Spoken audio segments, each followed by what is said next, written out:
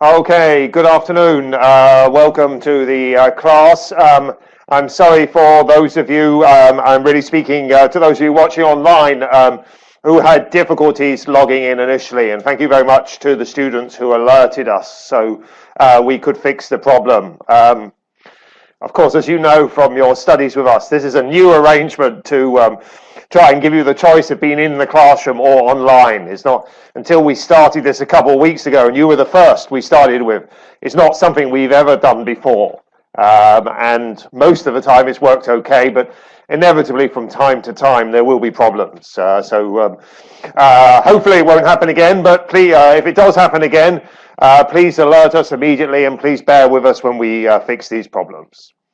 Okay, this is your last Hong Kong Constitutional Law class. Let's look at the timetable. It's also your last class for almost a week, isn't it? Remember the class on Tuesday, because of the lockdown in Manchester, the class on Tuesday has been replaced by recordings. Those recordings available in both Seoul and Moodle. And please listen to those before the next class comes in, which is next Friday. And of course, also, enjoy the break. It's pretty rare to get a week between, almost a week between classes. And I was just looking at your timetable. It won't happen again until Christmas, right? So make the most of it when it does happen. And finally, if I may, before I go to Hong Kong Constitutional Law, as I remember I'm a student that I studied this course as well. There's no Hong Kong Constitutional Law. Land law is going to be the last of your subjects now, for the last of the main subjects for this year. You've done criminal, you've done equity, and so on to land law. Land law, of course, remember, is it's slightly different from the other subjects because criminal and equity, Hong Kong and UK law are not exactly the same, but pretty similar. So we teach you UK law, and that's pretty much good enough for Hong Kong. But land law, they're so different. Of course, we want you to have your English qualification. We have to teach you the UK land law, and then we also have to teach you the Hong Kong land law. Okay, you get the UK land law first through the main part of the year, and then the Hong Kong land law at the end of the year. But the teacher is the same, a very experienced teacher in land law. Very popular indeed. The only other thing I would say about land law is, well, it's a long time since I studied. I found land law pretty dry. Okay, less interesting. It's only than criminal law. Criminal law is very sexy, right? Crime, things like that. Okay. On the other hand, when I studied this course, the only subject I got an A in year 2 was land law. Okay, it's one of these subjects that's actually maybe quite dry, but it's actually not so complicated. Okay, once you get into remembering the things, it's possible to do very well in it, and perhaps even to do better in it than the other subject. Anyway, that was just my experience for what it's worth. Okay, see what you think when you have land law. Let's go to Hong Kong Constitutional Law. Hopefully this will be a short class, or at least shorter than normal classes. It's a Saturday class, so we'll take a short break of maybe 5 minutes after an hour or so. But we may, let's see, we may be able to finish things in a couple of hours, because, of course, we've been going through the research paper topics, and we've almost finished them. The last one I was doing interpretation, that's in this handout. Topics 6 to 9, right? Okay, and we didn't quite get to the end of that, and I thought the last remaining issues were really too complicated to do at 10 o'clock at night, so I left them for Saturday afternoon. So we'll go back and look at those. That won't take us very long. And then the main thing I want to do today, but even that won't take us very long, is the other handout you were given before. And for those of you watching at home, this handout's also been available on Seoul now for quite a while. The Writing a Hong Kong Constitutional Law research paper handout. Okay, you won't start writing for a while, but this is my last class with you. So it's my last opportunity to give you some general guidance. And it can only be general guidance, right? I can't sort of, first of all, I'm not allowed to give specific advice. But secondly, it's really not possible to tell you sort of any student precisely how to write, because every student's style of writing is different.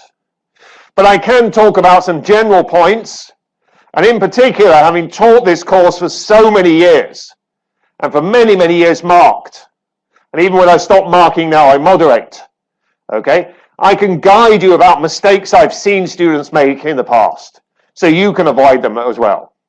Okay? If my PowerPoints about writing seem a bit negative sometimes, okay, they don't say don't do this, because the most important thing, having seen students, not very many, but seen students previously make a certain mistake, is to warn you about that mistake, so that none of you make the same mistake. I'm not saying that student performance is overall bad, far from it. Students tend to do pretty well on this topic.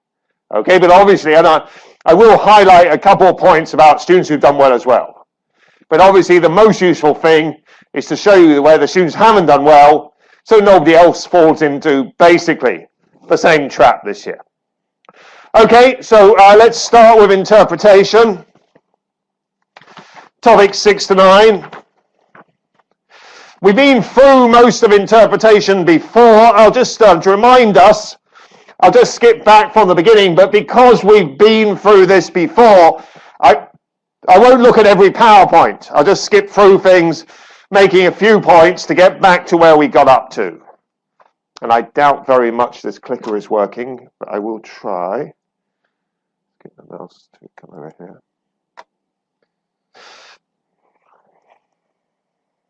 Okay, it is working sometimes.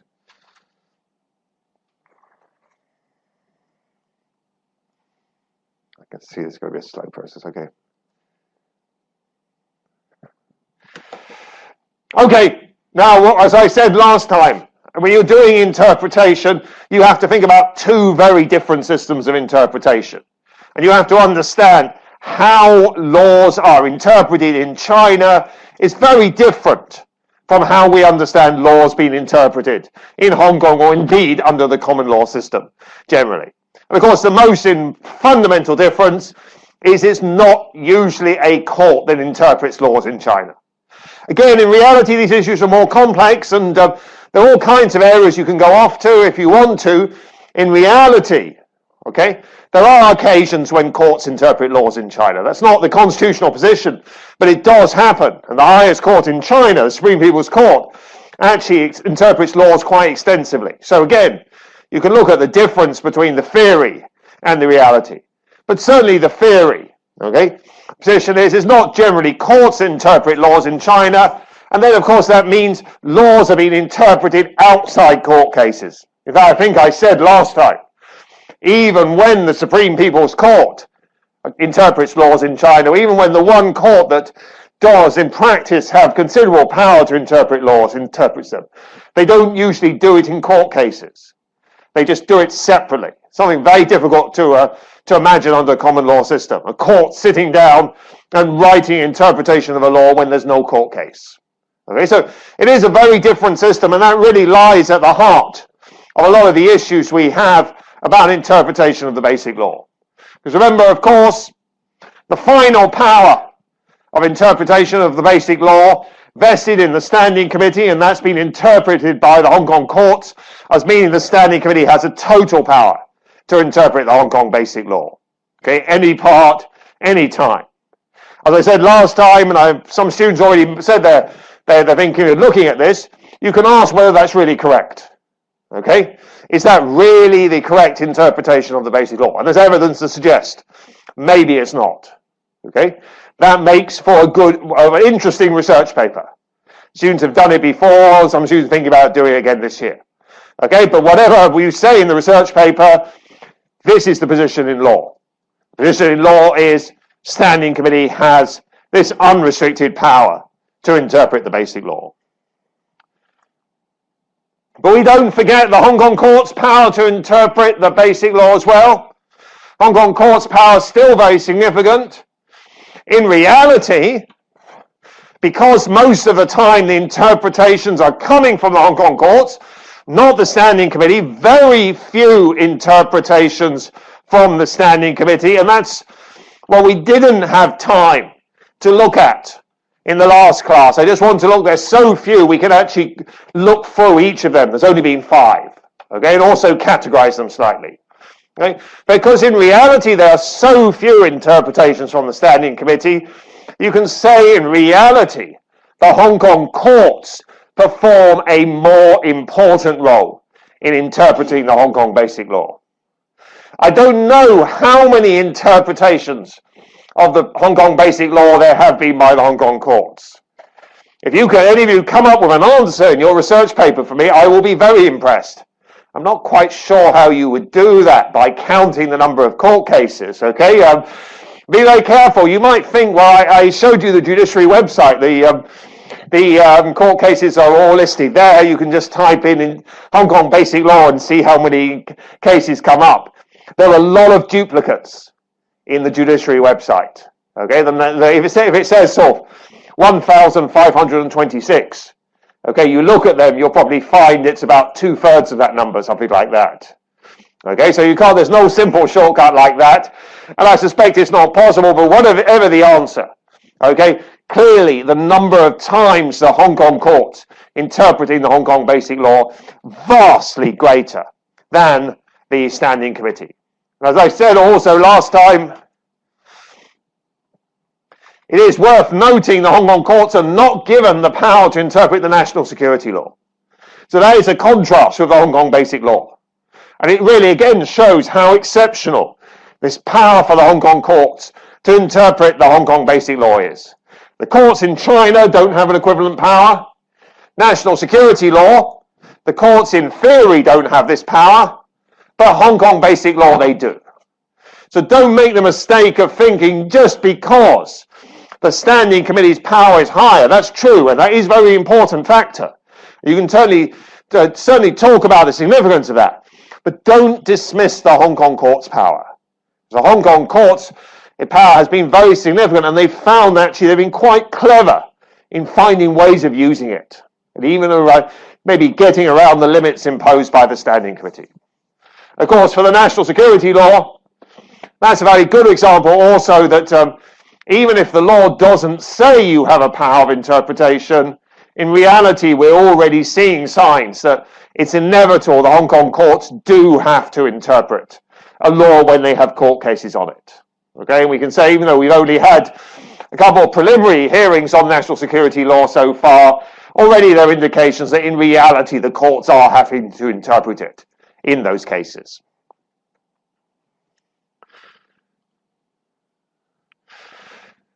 Okay, now do remember, of course, that another fundamental difference between the two systems is that in China, system interpreting a law is not really, common law, normally courts interpret laws, they're interpreting within the existing wording. They're not trying to change the wording of a law, add things in. You can talk about remedial interpretation, there's exceptional circumstances. Courts might do that, okay? But those really are exceptional. The Chinese system of interpretation of laws, it's certainly possible for interpretation to supplement laws, to add things in. And we do see that happening with interpretations of the Hong Kong Basic Law. And we can see that with other interpretations of laws in China outside the Hong Kong Basic Law. And what that means when you add things in, of course, is the difference between interpretation. Interpretation should be explaining, we would normally think, and amendment. Amendment is how we normally add things into a law under common law system. But under the Chinese legal system, the difference seems to narrow. You still have them both, and you certainly do have procedures for amending laws under the Chinese legal system. But of course, if interpretation can add or supplement laws as well, then of course it's almost sometimes becoming another form of amendment. And it's much more difficult to distinguish the two. As I think I said last time also, I highlight these differences. These differences are very significant, and you could certainly write a research paper just talking about the differences. But in some senses, these differences are the easy bit. It's very easy to show these differences. Okay? You want to produce something different, something that stands out from all the other students who are writing about this topic, okay? Then you have to look for something more. But I said the more complicated issue is to think sometimes, are there some similarities as well?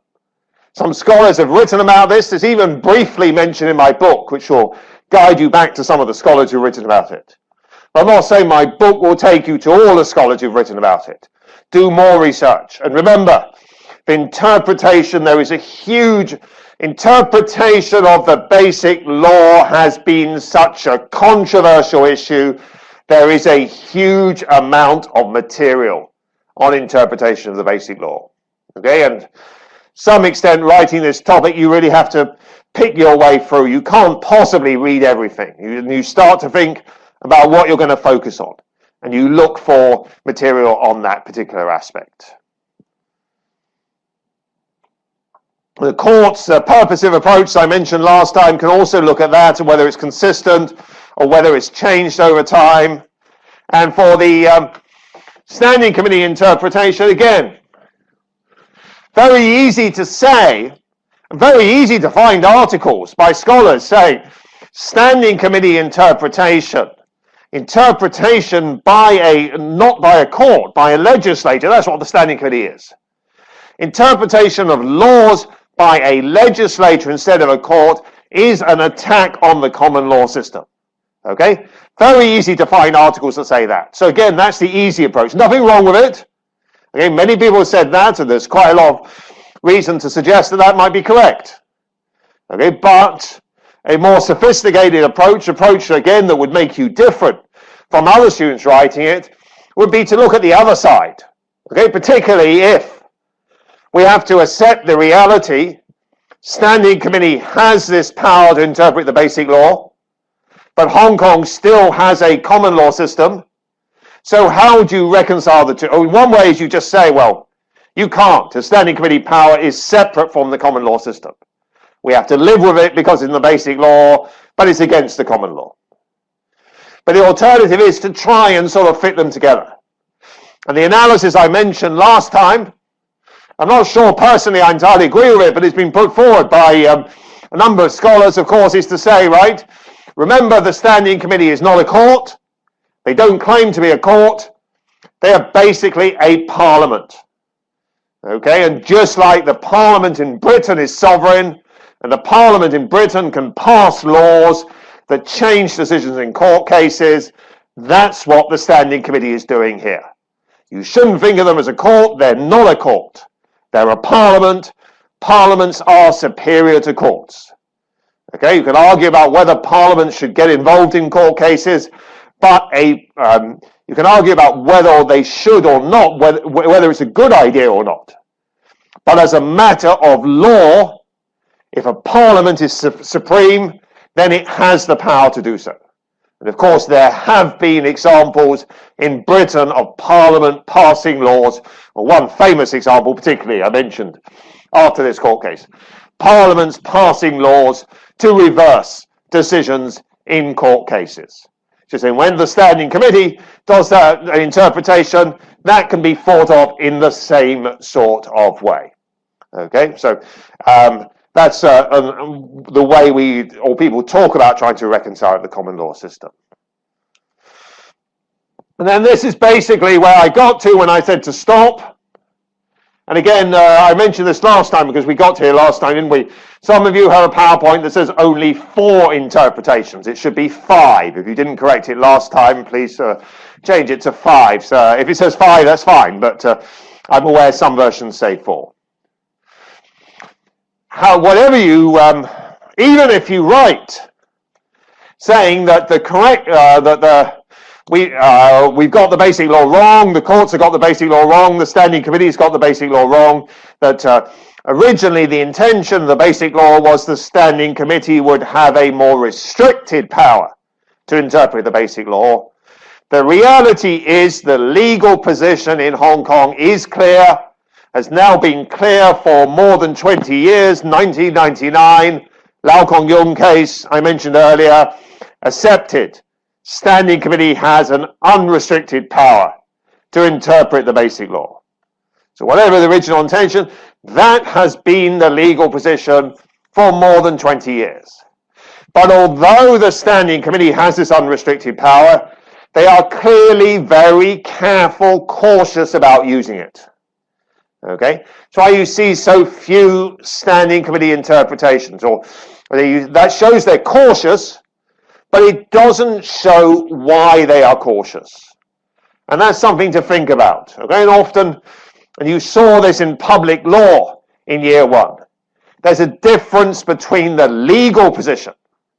Okay, and you can think in Britain of examples where, okay, the Parliament or even the British monarch has these very wide legal powers. And the reality that even if their powers are very wide legally, they don't always use them all.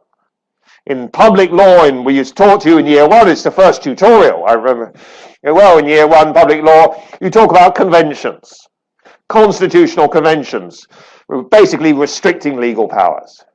Some people have tried to apply that to the Standing Committee here. The Standing Committee has this very wide power by law, but in reality, they're conventions that restrict it.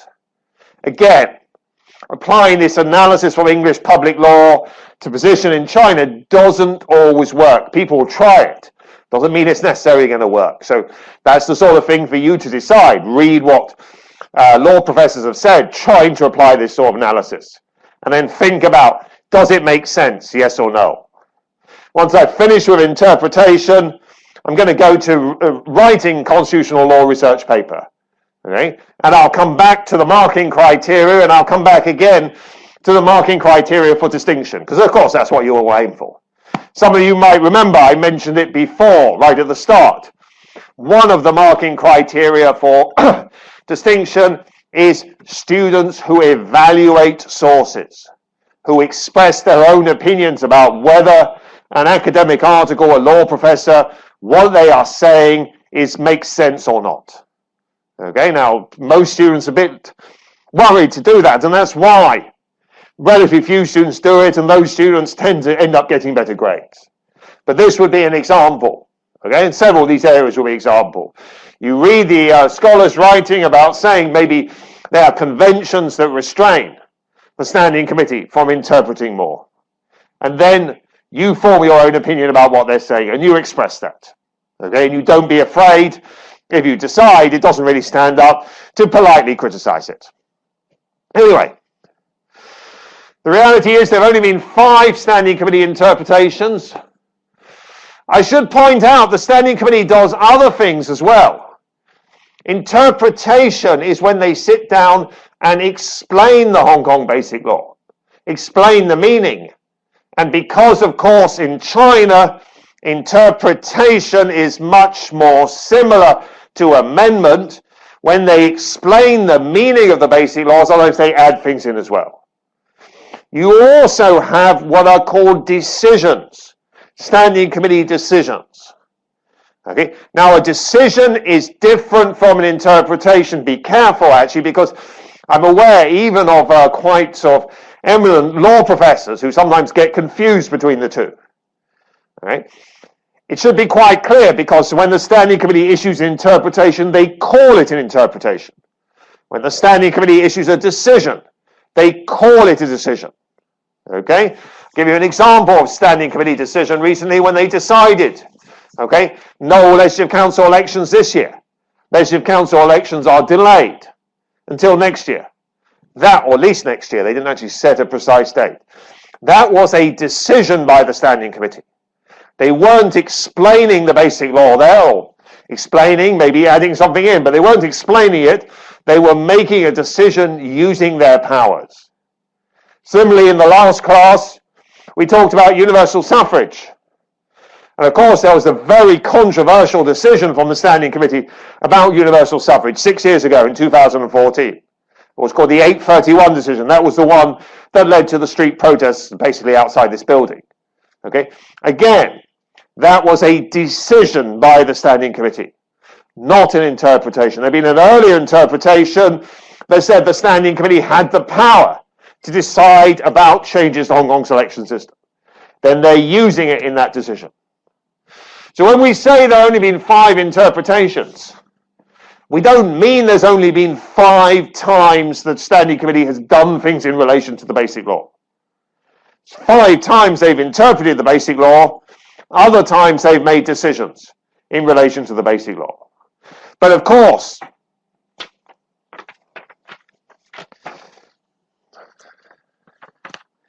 The title of topic 9 is Interpretation of Hong Kong Basic Law. It's only about interpretations. Now, if you want to argue that some of these decisions are basically sort of similar to interpretations as well, you could spend 1 or 2 paragraphs on that. But any more than that, you would clearly be going off topic. That's just the sort of thing we're marking this student. This is a topic on interpretation. This student is writing about something that is not interpretation, and so we can't give them marks for that. So please do remember that, okay?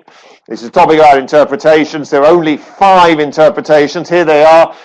And when I summarize, I'm going to just very briefly look through all 5, but it's quite interesting to summarize them here. First of all, in terms of times, right?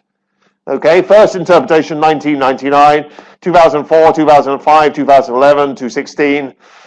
As I said, they're not becoming more frequent. Okay, we talk about China maybe exercising more powers in relation to Hong Kong, but if that's true, it's not happening in standing committee interpretations. Maybe it's happening in decisions. Okay, you're doing another topic on autonomy, you can go and look at that. Okay, I think it's probably true there have been more decisions in relation to Hong Kong over the last 5 or 6 years than previously. For interpretation, they're certainly not using their power more frequently. And the other thing you see when I do it this way, it again shows, although they're not many interpretations, they don't use it very often, but it shows how wide their power is.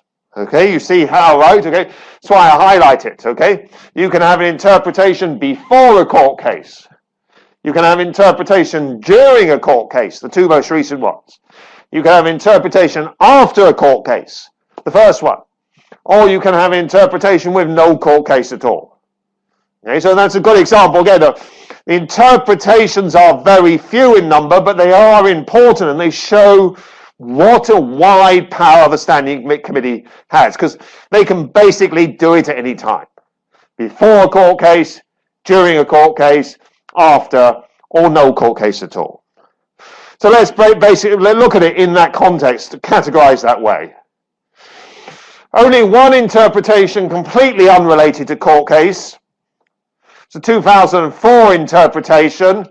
I've mentioned this before, and if you're looking at interpretation, look back at the election notes. Because, of course, the 2004 interpretation was about changing the election system, or how you change the election system in the Basic Law. So when I was talking about elections, I had to talk about it then. But it's clearly relevant to both topics. You write about elections, you'd write about it, what it means about changing the rules for elections. You write about interpretation. You write about this example of interpretation. A couple of very important things about this as an example of interpretation. Okay, first of all, it was the first time we got an interpretation when there was no request from Hong Kong. Okay, there was really a belief before then that you had to have a request from Hong Kong before there's an interpretation. Okay, and there's such a strong belief. I've actually just read and corrected a law professor's article who mentions this interpretation and says it was requested from Hong Kong. And I told him to take that out because that's not true at all. Okay, and that was just shows as always this common belief or misconception. Okay, if the standing committee's power to interpret the Basic Law is unlimited, they don't need a request. They can just wake up in the morning and think today's a good day to interpret the Basic Law. Okay, well, if they're having a meeting. Okay, so that's a good example proving that point. Secondly, of course, the fact there's no court case. Nothing strange about that in China. As I said, most of the time, interpretations in China, no court case.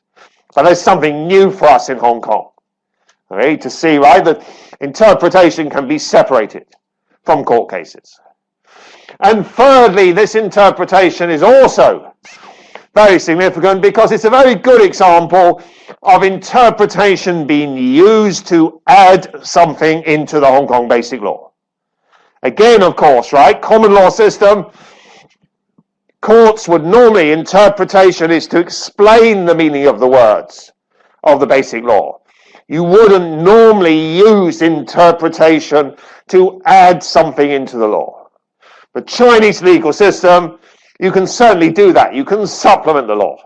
And that's what's basically happening here, although you should look at it more carefully, look about the arguments about it, because they do make reference to wording in the Hong Kong Basic Law, but still in the end they are clearly adding something that's not there originally. To put it simply, originally in the Hong Kong Basic Law, it's a three-stage process for making changes to Hong Kong's election system. With the Standing Committee interpretation, it goes from 3 stages to 5 stages. So they're adding in 2 more stages, not originally in the Basic Law. So I do recommend, if you're talking about Standing Committee interpretations, do look at the 2004 interpretation, because it's a very significant example in that respect. In fact, if you're talking about Standing Committee interpretations, the great thing is, as there's only 5 of them, you can probably mention them all, right? Not compulsory to mention them all, but when you've only got 5, it is feasible to at least briefly mention them all. Okay? Some are more important than others. 2004 one is very important. 2005 one, the one before, a court case, rather less important. If I was writing a research paper on interpretation and I was running out of space, I couldn't mention all 5 interpretations, and I had to skip one, I would probably skip this one, the 2005 one. I'm not saying, be careful, I'm not saying it's not important, right? Okay, I just don't have space for all 5. I have to make a choice. I have to drop one. If I was going to drop one, I would drop this one. Okay, it's of less long-term significance. Okay, it's interesting because there was a judicial review looming, being brought by this man, Chen Wei-yip, who used to be, I think he's in Vancouver now, but judging from what I see on Twitter, I think you're pretty sure he's in Canada. But he used to be a politician in Hong Kong, and he brought a judicial review case, and basically to stop that judicial review case going forward, he sought interpretation from the Standing Committee.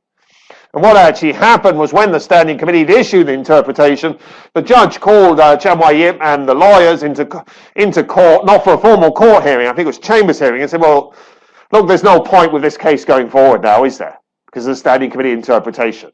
You go forward, that's just going to decide it. And the case was dropped before it ever came to a full court hearing. So that's a very good example of how a Standing Committee interpretation can actually sort of intervene basically to stop a case before it started. Okay? The actual issue itself, it's hardly worth going back over now. Of course, remember, those of you with long memories may remember that Tung Chi-Hua, right, suddenly developed a bad back or bad leg? Was it leg? He seems okay. I see him on Bone Road now. He seems so fine now. Anyway, he suddenly developed a health problem, didn't he? And he had to step down early. Okay, according to the Basic Law, he stepped down midway or partway through his second term. According to the wording of the Basic Law, any chief executive should be chosen for a period of 5 years. So his successor, Donald Zhang, should come in for 5 years. China didn't want that, and so there was an interpretation that said, well, actually what the Basic Law means is a successor comes in for the remainder of the 5-year term. Okay, which would be very much against the clear wording of the Basic Law. Although there are ways to construct it. This interpretation is also quite interesting, actually. I mean, this interpretation, this is something you have to look at yourself. I know I say it's less important, but it still has interesting aspects that when you first look at it, it looks like an example of totally taking the wording of the Basic Law and changing it to something different, totally different. Because wording of the Basic Law says 5 years for chief executive. And the interpretation is saying, no, it doesn't have to be 5 years. Okay? But then when you look at it more carefully, this interpretation of the Basic Law actually spends much more time looking at the wording of different provisions in the Basic Law. It does try and base its justification on the wording of various provisions. Okay? Personally, I don't think that still leads to the conclusion that they've reached, but what is interesting is this interpretation pays more, even though it might seem to go against the wording of the Basic Law. Many scholars say it pays more attention to the wording of various provisions, and it tries to build its justification on that. Okay? In some senses, it's slightly different from other Standing Committee interpretations. Still, of the long-term overall significance, probably less than the others. Okay, now here's that list of 5 interpretations, right? Hopefully you can mention them all in your research paper, but if you running out of space, you have to choose. I said, well, if I would drop one, I'd probably drop this one, although this one also interesting. Whatever you do, don't drop this one. Okay, so those are the opposite, right? This one is the sort of slightly the bottom of the list might fall off. This one really is the top of the list, right? I would look very, very skeptical. Now, there are many things you could write about interpretation. You might be writing about the Hong Kong courts interpreting the Basic Law. If you're writing about the Hong Kong courts interpreting the Basic Law, you don't necessarily need to talk about the Standing Committee interpretations. But if you're writing about Standing Committee interpretation, probably most students who do interpretation are writing about Standing Committee interpretation. And you don't mention this first interpretation. Well, if I was marking you, I would start off being very skeptical, right? I'd say, why is a student not mentioning this one? And my initial impression is that this is a bad research paper. You might be able to save it, right, because you make some brilliant points or something like that. But I would find it, I think any marker would find it very strange you didn't mention this one. Okay, this is the first interpretation of the Basic Law by the Standing Committee. It's the one that really establishes the power of the Standing Committee, unrestricted power to interpret the Basic Law. Before that, I personally went through these events as a journalist at the South China Morning Post, writing about them at the time, and it was a huge surprise to us when it was suggested the Standing Committee had this power. And it was a huge surprise to many in the legal profession in Hong Kong. And this whole interpretation was a learning process in understanding that under the Chinese system of interpretation, you can have a court case in the Court of Final Appeal. We thought Court of Final Appeal, that's the end of the matter. You can have a case in the Court of Final Appeal, and then the Standing Committee can still come in after the court case is over and basically say the court has got it wrong and basically change the court's interpretation. Okay, we now accept that as law, but it was not something that was clear at that time. It was established by this sequence of events. A number of important points that emerge from this. First of all, it's probably still the only time when we've had, we've had different interpretations of the same part of the Basic Law. One interpretation by the court, another interpretation by the Standing Committee. So if you want to talk about the differences between the two systems, this is still the best interpretation to use. Okay, because most of the time, well, of course, there's no court case, there's nothing to look at from the court side. If the Standing Committee interpretation is before the court case, it stops the court case. Even if it's during the court case, it'll be incorporated in the court case. But because this one was after the court case, you got the court interpreting these parts of the Basic Law. You see how the court does it. Then you got the Standing Committee interpreting the same parts of the Basic Law. They interpret them differently, you might say the opposite way from the court. And so that then provides you with a very good example of the differences between the two systems, how they interpret the Hong Kong Basic Law. Finally, this one is very important for the issue of judicial referral, which I'll come on to. Judicial referral was that was really why I decided to stop before the end of interpretation in the last class, because judicial referral is a separate topic within interpretation, okay, which I'll come to. It used to be an entire separate topic. It used to be on the list of topics. I've taken it off the list of topics, but you still could choose to do your entire interpretation research paper on judicial referral. Judicial referral, to put it simply, is the circumstances when the court itself must ask the Standing Committee for interpretation. Okay, when the court itself must stop the court case and ask the Standing Committee for interpretation and use that interpretation in deciding the court case. Now, for various reasons, the Court of Final Appeal decided not to ask the Standing Committee in this court case. A lot of people say, even people who are sympathetic to the court, say the court was wrong not to ask the Standing Committee. It's a very interesting issue to look perhaps to some of the scholars who are sympathetic to the court judgment on other issues, and say they understand why the court didn't ask the Standing Committee, but nonetheless, as a matter of law, okay, the court was wrong. Regardless whether the court was right or wrong, they clearly wanted to keep this matter away from the Standing Committee, so the court doesn't ask the Standing Committee. And then, of course, you might say it backfires rather badly. The court doesn't ask the Standing Committee during the court case, and what just happens after the court case is over, because the government says the consequences of the court case are too much for Hong Kong to bear. They say, whether it's true or not, it would have led to 1.6 million children born in China having the right to live in Hong Kong. So the government just asks, through the central government, Chief Executive asks for an interpretation of the basic law after the court case. So the court avoids asking for interpretation during the court case, but you still get an interpretation. It's just after the court case instead, not requested by the court, requested by the Hong Kong government after the court case.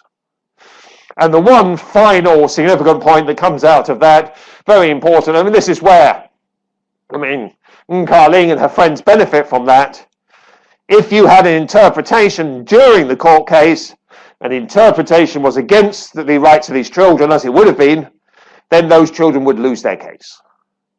But of course, because there's no interpretation during the court case, okay, the children win their case, and even although the Standing Committee comes along after the court case and says the court got it wrong on the basic law, they can't change what was actually decided for those children. Okay, so Ng Ka Ling and the other children, in that case, they win the right to live in Hong Kong from that case. The Standing Committee can't take that away from them after that case. Of course, other children in a similar situation who weren't part of that case, then they, of course, deprive the right to live in Hong Kong. Because the Standing Committee said the court decision is wrong, that part can't be used as a precedent going forward. Okay? And finally, also on this, I said the Standing Committee said the court got it wrong, but yeah, at the same time, that you can't use that as a precedent in that case. Let me be very careful about it. That's just on the specific issues relating to those children. We're not saying the Standing Committee said the whole of the Ng Ka Ling decision was wrong. Okay, if you like, if they're picking out particular parts, important parts to say are wrong, where the Standing Committee has said the court got it wrong, that part of the Ng Ka Ling case is no longer good law. It's no longer precedent, because the Standing Committee prevails over the court. But it's not like they're counselling the whole court case. I don't just mean even going forward. I'm not just talking about these children. Okay, other parts of the court case which are not referenced by the Standing Committee, they are still good law. That's why we continue to refer to Ng Ka Ling again and again and again, because Ng Ka Ling is the first Court of Final Appeal case on the basic law. It's so important. We used to have a separate research paper topic on it. First Court of Final Appeal case on the basic law. It decides a lot of issues. Some of those the Standing Committee say in their interpretation the court got wrong. On those issues, the Ng Ka Ling is no longer good law. But on all these many other points, still good law. Okay, and finally, leading into judicial referral, we have two interpretations during court cases. Now, although I put them on the same PowerPoint, that's maybe a mistake, because although they're issued during court cases, they are very different indeed. Okay? Let's deal with the more recent one first, the 2016 interpretation. That in some respects is similar to this one, the 2004. Although this one, there was no court case, 2016 is before a court case, what is the same is nobody in Hong Kong asks for this one. Okay? This one is requested by the Chief Executive or the acting Chief Executive. He's gone, he's acting and wants to be permanent, and he makes the request. And this one is requested by the Chief Executive as well, who was Tung back then, so two requested by the Chief Executive. Chief Executive can't request directly. Chief Executive sends a report to the central government, then the central government asks the Standing Committee. But that's just a procedural issue to do it. This one requested by the Court of Final Appeal. I want to come to that in a moment. But this one, not requested by anyone in Hong Kong. And we're saying standing committee, unrestricted power to interpret basic law. They don't need a request. They can just do it any time. That's what happened here. And that's what happened here with no court case. And that's what happened here with a court case. No request from Hong Kong. But a standing committee clearly worried the court case might go the wrong way as far as they're concerned. So they intervene with an interpretation during a court case. They've never done that before. Make an interpretation during a court case where they hadn't been asked for. That's why, even though I only very briefly cover it on the PowerPoints here, and it's more recent, so there's less been written on it, but it might be worth looking into this one in much more detail, actually. Okay. Some people would say, particularly those who are suspicious of standing committee interpretations, they would now say, this is the most significant one, and they would also say, if they're critical of standing committee interpretations, this is the one that is the biggest threat to rule of law in Hong Kong. Because the standing committee is coming in the middle of a court case and basically deciding the outcome of that court case. Okay, in other words, the judges actually said that they would have reached the same conclusion even without the standing committee interpretation, that on the non-basic law issues of law they would have reached the same conclusion. But clearly the standing committee interpretation is intended to influence the outcome of the court case. The issue, of course, for those who remember, was those legislators who took their oaths of office, when the legislators who were elected, pro-independence legislators who took their oaths of office in, how to put it, rather strange ways, okay? And it was challenged whether or not they had a right to be legislators, and the court actually saying it would have found against the legislators even on other principles, but the standing committee coming in with interpretation of the basic law, they're making it clear you must find against these legislators. So of course they cease to be legislators. Another interesting point about this is the standing committee interpretation. Again, Article 104 of the basic law, it expands the meaning of expands not just the meaning, basically the wording. Okay, Article 104 about taking oaths of office is a very small provision. The standing committee interpretation, essentially supplementing it, making it much longer. Okay, so that's on standing committee interpretations generally. I now want to deal with the issue of judicial referral. This is the last point on interpretation. I'll deal with that. We'll take a short break, and then we'll go on to writing constitutional law research papers. Okay, judicial referral, as I said, used to be a separate constitutional law research paper topic. Let's actually look at the next PowerPoint on judicial referral. Used to be a separate topic on the list.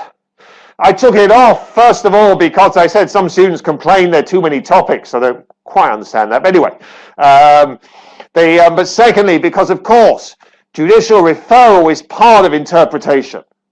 And I always say, right, in these topics, you can choose to focus. So even if it's no longer there as a separate topic, you can still do it because you just do your interpretation on judicial referral.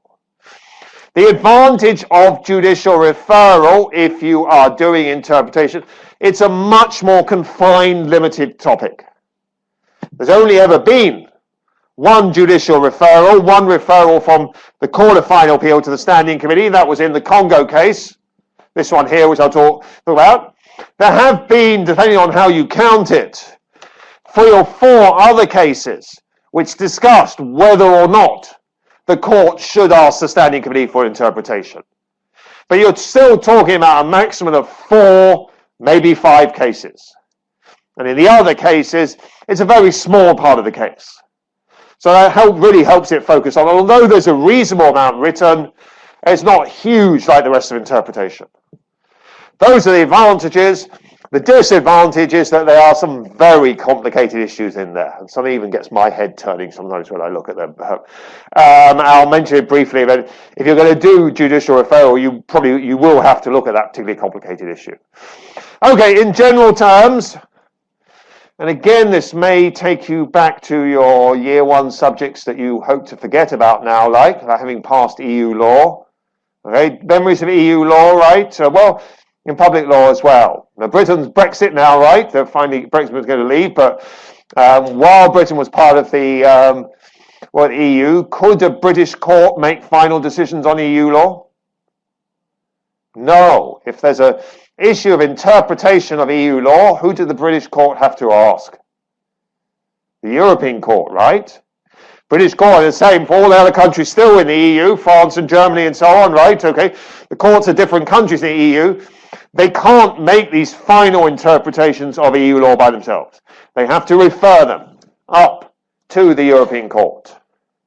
Now that system is copied to an extent. You can argue about whether it's a proper copy, but if you look in the basic law drafting records, they actually refer to that example of in Europe, where courts in individual countries refer issues of interpretation up to a European-wide court, and they apply the same system for the basic law. Well, okay, I shouldn't say same. Similar. What they say is a similar system. One thing you want to consider, is it really similar? It's similar in which you have referral. A Hong Kong court can't, or Hong Kong Court of Final Appeal can't always decide the final meaning of the basic law by themselves. Most of the time they can, but there are exceptions. Okay? Most of the time they can't, but they can't. And then they have to refer, like a British court refers to the European court, they have to refer to a national level. Except, this is where you see the differences, of course. China courts don't interpret laws, so they're not referring to a Chinese court, they're referring to the Standing Committee. Wouldn't be much point sending it to a Chinese court. Chinese courts don't have the power to interpret laws. So it's a referral system, but a referral system to the Standing Committee instead of to another court. And you can read law professors' articles about this and about the comparison with the European system, saying that means it's not really similar to the European system. That's their argument. They say, well, the European system, you're just referring it to another court. The parties to the case can go to the other court and argue here. Here, you're sending it outside the court system. Okay, whether it's similar to the European system or not, and if you're writing about this, you should look at the European analogy. Okay, I mean, it's mentioned in the drafting materials of the basic law. What is the system? Most of the time, the Hong Kong courts can interpret the basic law by themselves. If there's a standing committee interpretation, they need to obey it. Okay, if the standing committee interpretation already exists, they need to obey it. Or if it comes up in the middle of the case, they still need to obey it. But the crucial point is they don't need to ask the standing committee. There's no standing committee interpretation. There's only 5 standing committee interpretations. So most of the time there won't be a standing committee interpretation. There's no standing committee interpretation. The courts don't need to stop the case and ask the standing committee. They've also established they don't even think about what the standing committee would decide if they were interpreting. The courts go ahead by themselves. But there is an exception. That exception only applies to final judgments. There's only one court in Hong Kong that can issue final judgments, right? As the name suggests, right? Court of Final Appeal, a judgment. I know most cases are never appealed to the Court of Final Appeal, but any case could potentially be appealed. So it's only the Court of Final Appeal that issues final judgments. This exception only applies to final judgments. That means it only applies to the Court of Final Appeal. So it's only the Court of Final Appeal that sometimes has to ask the Standing Committee. The lower courts never need to ask the Standing Committee. That does lead to the rather strange situation, you might even say bizarre, that you could argue lower courts in Hong Kong have more power to interpret the basic law than the Court of Final Appeal. Because lower courts never need to ask the Standing Committee. Whereas the Court of Final Appeal does sometimes need to ask the Standing Committee. Now, of course, even for the Court of Final Appeal, on many occasions, on most occasions, the Court of Final Appeal doesn't need to ask the Standing Committee. The criteria is it part of the basic law inside Hong Kong's autonomy or outside Hong Kong's autonomy? If it's about an internal matter, Court of Final Appeal can decide by itself.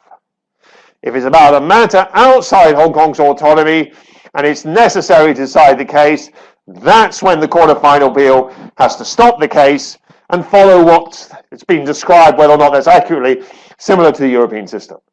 Ask the Standing Committee, wait for their answer, and then deliver their final judgment. You can see the actual provision here. Very long and complicated. I just put it in so you can see what we're actually talking about.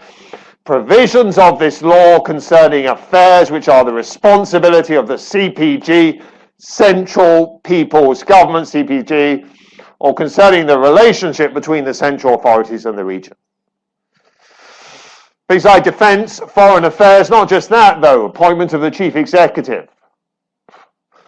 Arguably Article 23, national security will almost certainly fall into that category now. The national security, we've been told, is certainly a matter for the central authorities.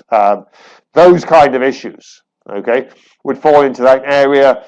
The Court of Final Appeal cannot decide those by themselves if they are necessary to, if it affects the judgment on the case, if it's necessary. So we classify the basic law. We classify one part of the basic law inside Hong Kong's autonomy. Court of Final Appeal decides by itself. Another part outside Hong Kong's autonomy, if it's necessary to decide the case, Court of Final Appeal must ask the Standing Committee.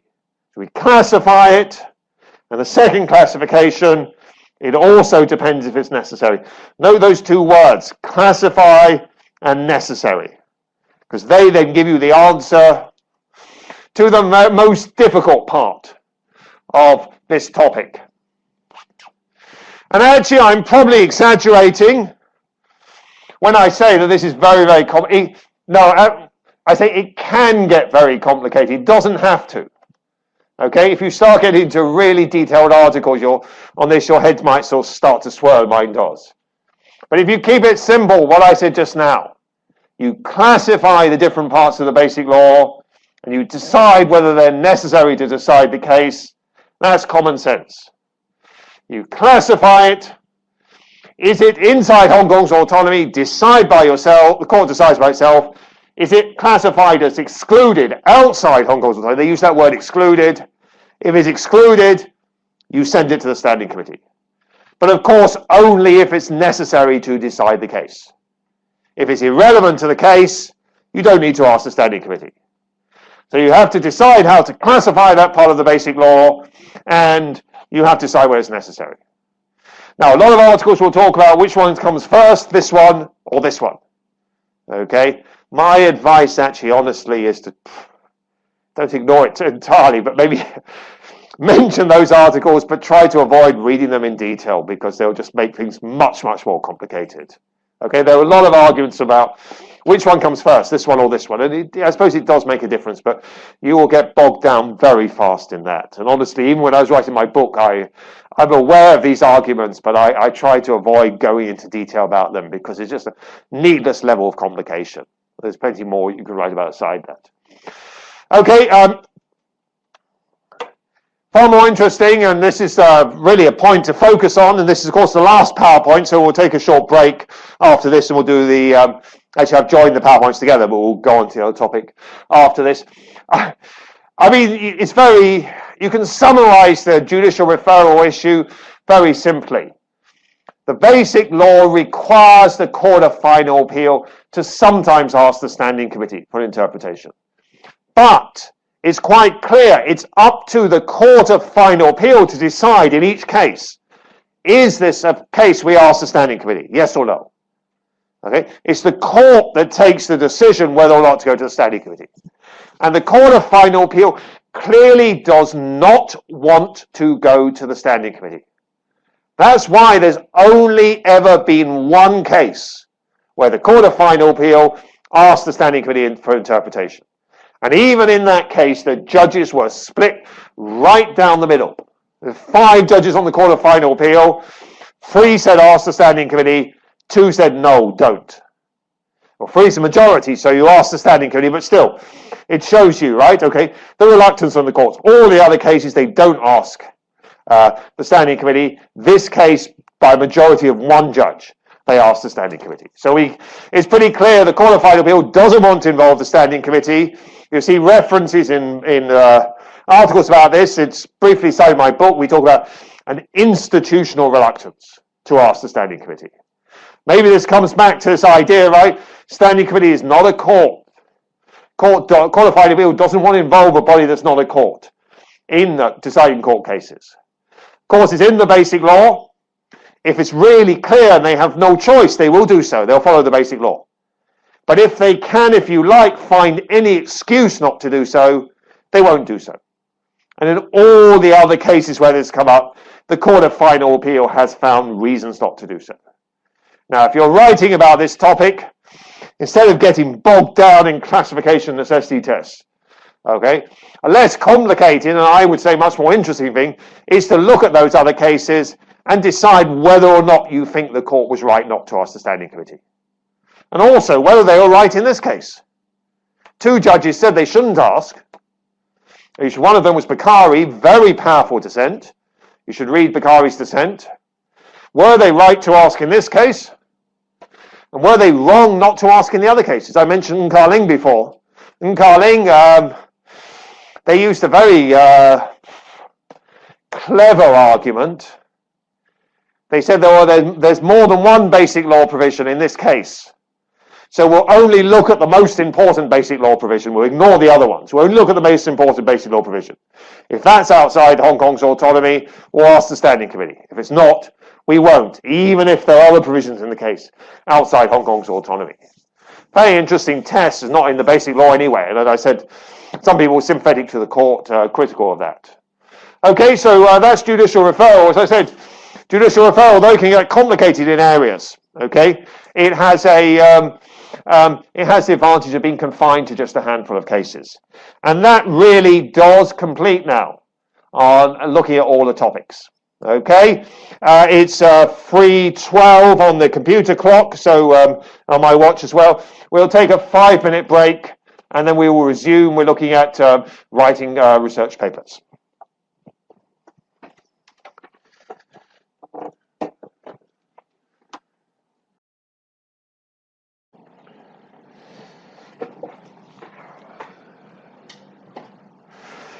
Okay, welcome to what will probably be the last part of Hong Kong constitutional law. Let's see, it's always very hard to judge these things. I don't expect looking at writing Hong Kong constitutional law research paper will take a very long time, and it may be we just continue until we finish it. We don't take another break, and then we just finish then. Writing Hong Kong constitutional law research paper is the separate handout, which has been distributed. Those of you in classes was distributed previously, has been available in Seoul since last week. Just a reminder also that although it sometimes seems quite negative, because I look at mistakes that students have made to make sure hopefully make sure you don't make the same mistakes, but that's not a reflection of suggesting students have done badly in this topic at all. Okay. Students do tend to do pretty well in this topic. Maybe not quite as good as Hong Kong legal system. I know you've got Hong Kong legal system exam coming up, right? Okay, and that's multiple choice short questions, and inevitably, like, you still remember your English legal system in year 1, and everybody does pretty well in that, right? And everybody will do pretty well in multiple choice short question. But still, Hong Kong constitutional law students do well as well. Okay, I'll try and offer some guidance and advice on the most important points. I doubt very much this is working. Okay. Remember the submission deadline? Well, we haven't announced the submission deadline, have we, yet? So you can't really remember it just yet. But I've assured you that it's not until next year. And given that we're still in October, that's plenty of time away. I think actually, I was just talking to Dorothy. We're just liaising with MMU.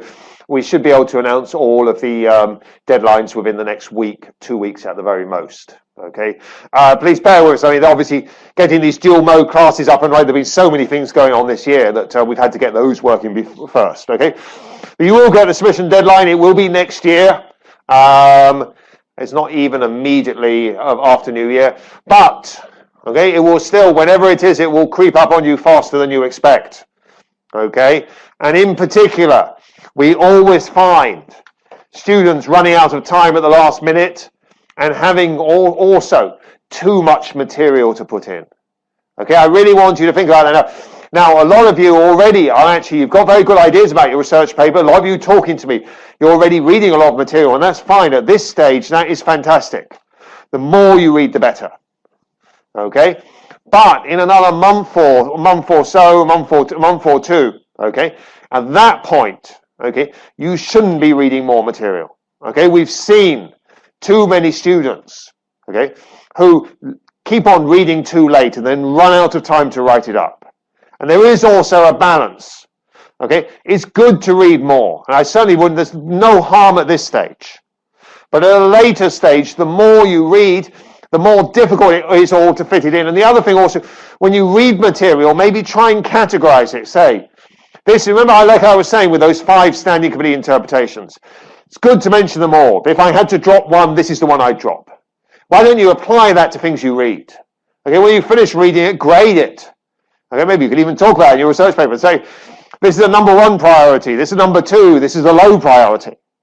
Later on, when you come back to writing, you'll know, right? Okay, you've got to mention all the material from your number 1 priorities, and pretty much your number 2 priorities. Then if you've got space, you'll mention the material from your number 3 priorities.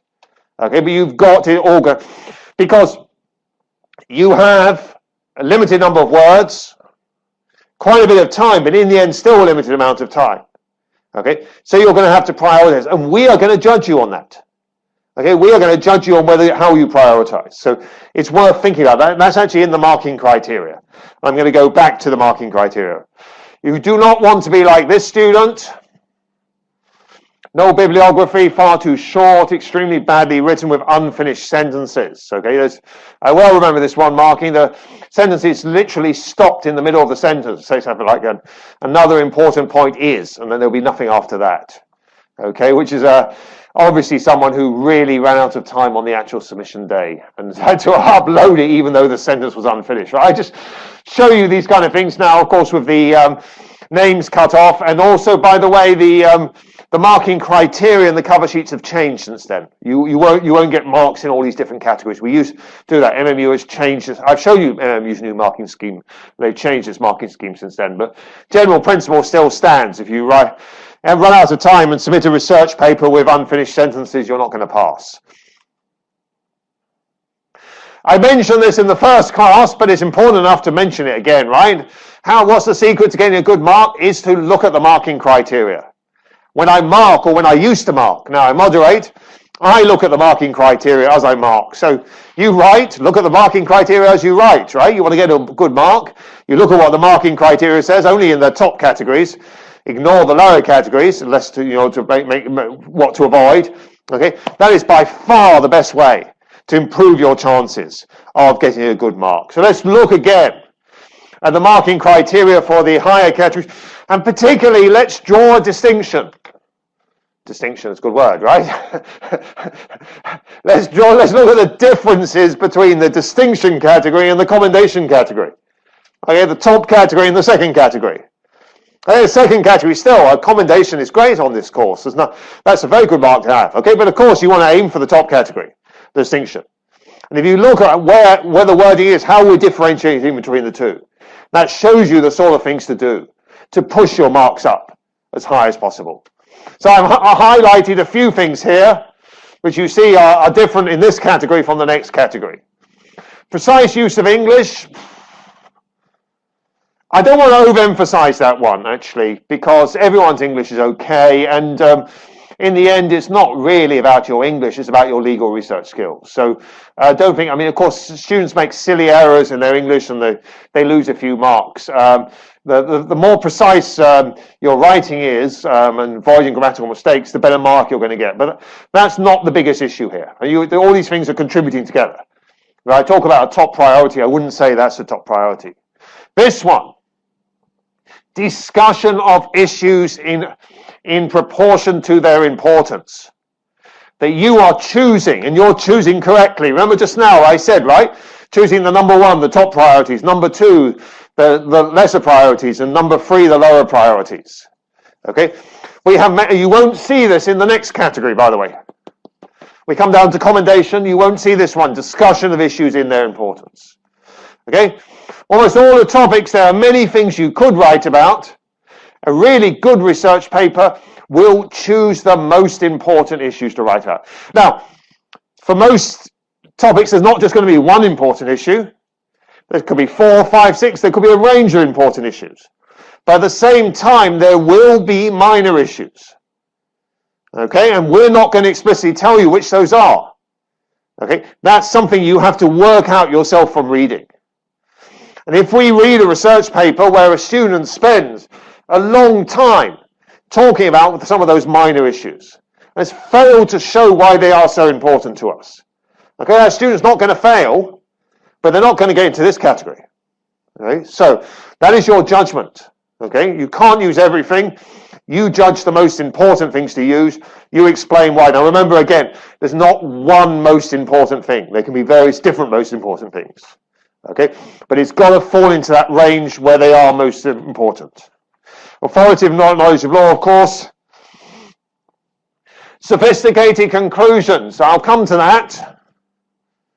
I think I mentioned before, I've said this so many times, but there's never harm to repeat, right? Okay, a conclusion can make a huge difference to your mark. Okay, when I'm marking, not just here, but on other courses, other coursework, okay, when you start marking a student's piece of work, you normally have a pretty good idea within the first page or so what mark you're going to give them. Now you keep reading. Sometimes the student makes a terrible mistake. The mark you're going to give them goes down. Or they say something really brilliant. The mark you're going to give them goes up. But it's very common that you get almost to the end of their answer, and you're still planning to give them the same mark you were planning to give them on page 1. And then you get to the conclusion. So many times I have lifted a student's mark by 1 grade based on a brilliant conclusion. Or I've pushed a student's mark down by 1 grade. And 1 grade means, I don't mean 1% or something, I mean pushing down to the next category. Or lifting up to the next category. Because they had a terrible conclusion. Or a very short conclusion. Okay? Conclusion is the biggest single thing that can make a difference to your mark. It's something to be thinking about, even when you're reading material. It's something to be thinking about right from the beginning of writing your research paper. I said this before, but it really is worth repeating again. Many students will write fairly similar research papers. Most of you, you're looking at fairly similar material. Okay, you sit down and write about important issues. There are different important issues, but there are a limited number of important issues. So it's quite possible we'll have 10 or 20 research papers, or popular topics even more, because there are 200 of you on this course. We might have a really popular topic, we might have 30 or 40 research papers writing about broadly similar things. We can't give distinctions to 30 or 40 research papers. Okay, we have to pull out a few that are better than the others. Okay, if the main content is going to be fairly similar, the place where they could differ is the conclusion. Okay, conclusion, of course, you have much more freedom in what you write because you've covered the main points already. The conclusion is where you can make your research paper different from other students' research papers. Show us why you are the one, or among the ones, who justify getting the better mark. And you see that in the marking criteria. Sophisticated conclusions, okay. Very good critical analysis evaluation. Finally, that one, research. I mentioned that before today. Assessment of the value of sources. Extensive reference to primary and secondary sources. Well, for any good mark, not just this category, but any reasonable mark, you've got to have good reference to sources. It's that last line you won't see in the lower marking criteria. Even commendation. Assessment of the value of those sources. Remember, assessment of the value of those sources means having the courage to be able to say whether a particular source is a good source or a bad source. Of course, you don't put it that bluntly, you put it in polite language. You say, well, this is an excellent evaluation of interpretation, or Mr. Gittings makes some interesting points, however, he fails to understand such and such. A polite way of criticizing. The students have done that before. So, now I know that that's more difficult, okay? And most students don't do it. And most students don't get distinctions. Okay? It's not by itself the only reason to get a distinction. But relatively few students will be doing that. If you do that, you're already just sort of marking yourself out from other research papers. And you see it in the criteria. It's one of the criteria to lift you up to a distinction. Of course, getting a distinction is a mixture of these. You're probably not going to meet all of these. You'll meet some of these. You'll meet some in a lower category. And then we have to balance it out, don't we? Okay, and see how, and of course there are different marking steps within that. Okay, but the more of these you can meet, the more chance of moving up to this grade. And even if you don't make it to distinction, then you might come in with a very high commendation, okay, which is still a very good mark overall.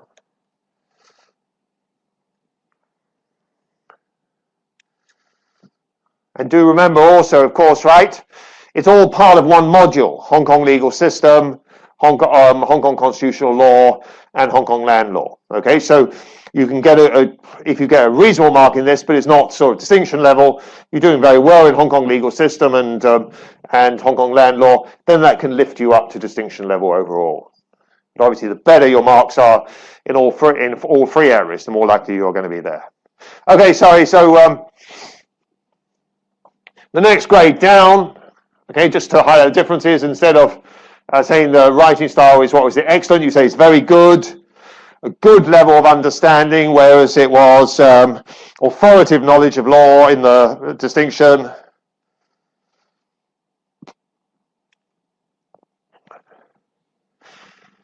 Here's the key differences. Instead of a sophisticated conclusion, you have a justifiable conclusion. Nothing wrong with a justifiable conclusion. Justifiable conclusion means the conclusion is okay. But there's clearly a difference between a conclusion that's okay and a conclusion that is sophisticated. And look at the last research. Very good reference to primary and secondary sources. Okay, we expect that for any reasonable mark. Okay, this is a research paper. We expect to see numerous different sources listed and properly referred with footnotes and bibliography. Okay? But what's lifting the very top research papers out is the ones who are actually then assessing the value of those sources, able to make comments on them, okay, and separate out those sources which they think are perhaps better argued from the other sources. Okay, that's the best advice I can to give, and I'm not encouraging you to leave now or to log off, but if you were to leave or log off, you've already got the most important point in terms of getting a good mark. It is those marking criteria, okay? Bring that through again and again, right? They're there, right? So when you're writing, flick through, highlight these points, okay? Highlight others you think are relevant. Look back at them from time to time, okay? To try and remember them. Okay, this is a new PowerPoint. I added this in this year, and in response to a student raised this with me, and I've discussed this issue with actually a very senior management level within Hong Kong U Space. This is actually something we have always done, but I want to make this particularly clear this year, and also we will be particularly careful in following our procedures this year on this. Okay, marking is always anonymous. Yes, you will submit your research paper through SOL. And of course, when you're submitting it through SOL, it is linked to your name. And of course, it will have to be linked to your name at the final stage for the mark to be allocated back to you. Okay? When your research paper is submitted through SOL, it will be downloaded by our administrative staff. They are the only ones who will see the name on those research papers. And administrators, of course, do not play any role in the marking process. Your names are removed before they go to the markers. That's always been the case. I've reinforced this year in addition, which has usually been the case in the past. When they come back to me for moderation, your names will not be there. So if you message me later saying, Mr. Gittings, I'm very happy with my good mark, or why did I get such a terrible mark, right? I won't know. Okay, because I have no idea which student got which mark. I just see a list of numbers. Okay, your student numbers will be there, not your names. Okay, same if the papers go to the external examiner, and actually when they go to the external examiner, we normally remove the student number as well. No, it doesn't really matter either way, but the external examiner has no need to see even the student number. Only a very small number of scripts go to the external examiner in any case. Okay, they're then reported to Manchester for the exam board. Once the marks have been approved by the exam board, within a period of months after that, we will destroy your research papers. Okay, so I hope that gives reassurance to anyone who needs that your name is not associated with the marking process, or indeed with the contents of your research paper at any time after you have submitted it. I think I've already covered this. Don't wait too long to start writing. This is still already quite a long way forward, but please do think about that. Most students find it takes a minimum of 1 month to write, and normally actually closer to 2 months. And in particular, most students really find that they need time, even after they finish writing, to check for errors. And also, the vast majority of students, however much I say this and however much you think about this, don't write too much. Almost everyone ends up writing too much. Almost everyone ends up writing more than they are allowed to.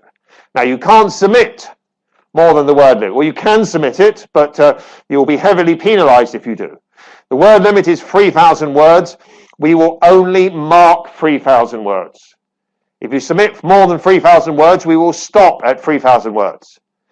Given we start from the beginning and then we stop after 3,000 words, that means we almost certainly will not mark your conclusion.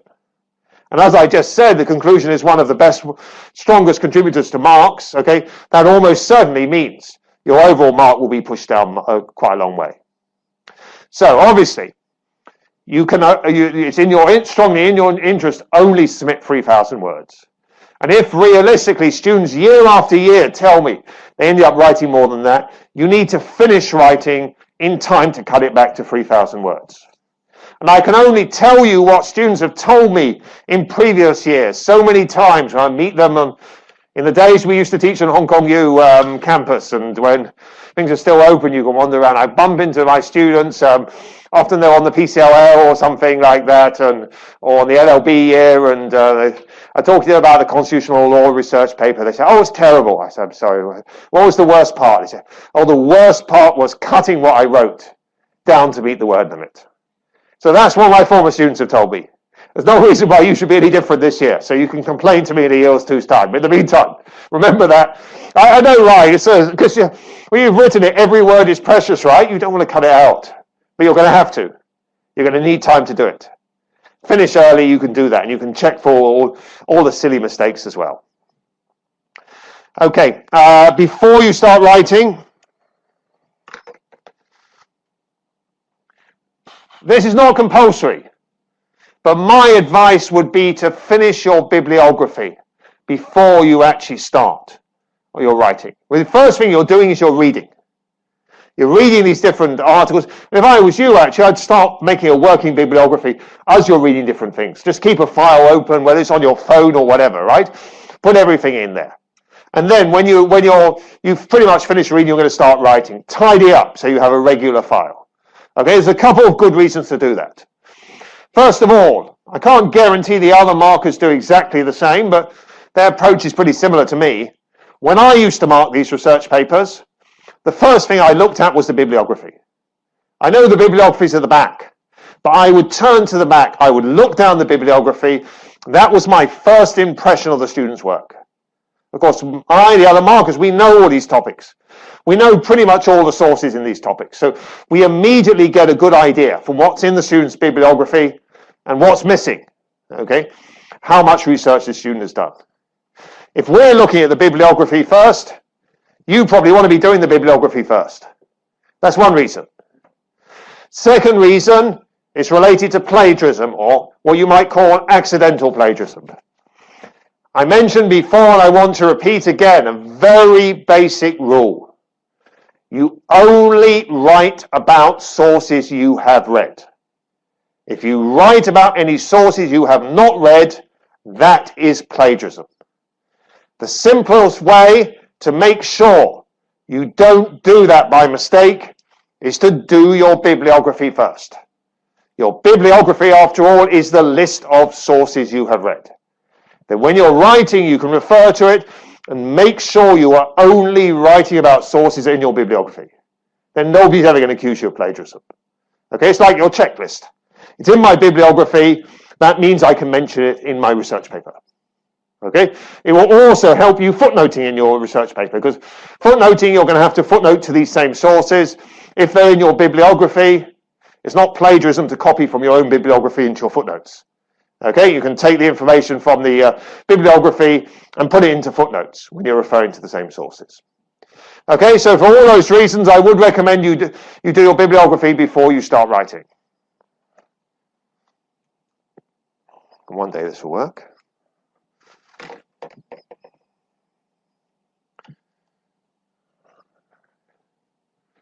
Your title.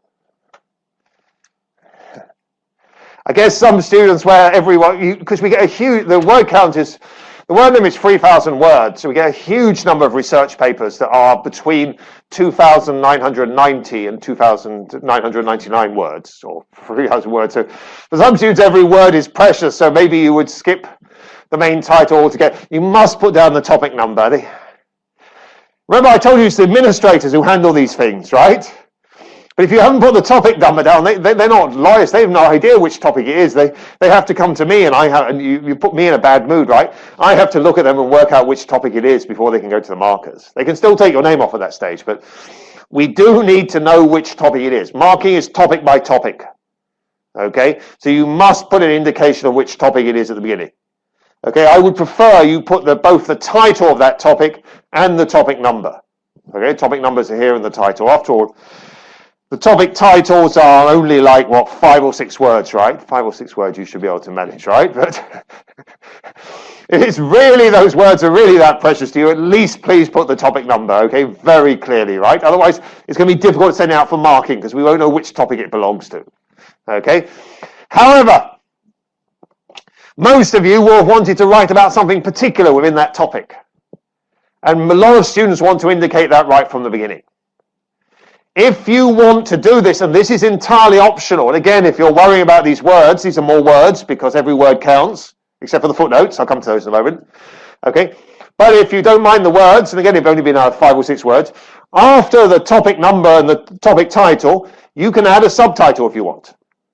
And that subtitle can be what you're actually writing about within the topic. Take what you're doing interpretation of the basic law just now. Say you took my idea at the end to do judicial referral. You'd say interpretation was topic 9, I think, wasn't it? Topic 9, interpretation of Hong Kong basic law, and then right underneath you'd say judicial referral. That's only 2 words, right? So that would be shouldn't cause any problems, right? And then we can immediately see what topic you're doing. What topic you're doing allocates the mark. And there's no particular scheme on that things, right? Okay, and it's divided up pretty much at random, but we just obviously, each topic is marked by 1 marker for consistency. We don't want the same topic being marked by multiple markers. Okay, but we immediately see which topic it is, and then the marker immediately sees which area of that topic you're focusing on. So it's not compulsory, but it's many students find it's a good way to start, and it's certainly well worth considering.